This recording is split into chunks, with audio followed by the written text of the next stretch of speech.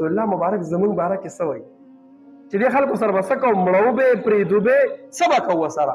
نو ده ورته نور څه ونه وی خو ده ورته په اشاره باندې وي داسې کړل مطلب دا دی چې پرېږدي مو نه مړی مو خو چې څنګه دا ووی پوري طورې خیال راغی وایي دا مې څه وکړل وایي د رسول الله مبارک راز مې مخکې پاش که خلکو ته بس صحابي ونو الان کې هغه محاصره بیا وشوله دی د هغه ځای نه پوري طور راغی مسجد نبوي کې د سترې پورې ځان وتړه وایي ما څه چل ما د رسول الله مبارک راز پاش کړی دی وایي هغه پورې به ما څوک نه پرانیزي تر څو پورې چې الله زما توبه قبوله کړې نه ده د صحابه رالل رسول الله مبارک ته وایي ابو لبابه خو یې ځان تړلی دی صرف مزله به یې کولاوه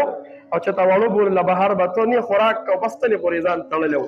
6 ورځې او 6 شپې په مسجد نبوي کې دی د شپې او د ورځې ستنې پورې ځان تړلی دی ولې ما به څوک نه پرانیزي و چې الله زما توبه قبوله کړي الله تعالی وحی پر رسول الله مبارک نازله کړله وایي د ابو لبابه توبه مې قبوله کړله نو ام سلمه وایي دا د رسول الله مبارک بیبي ده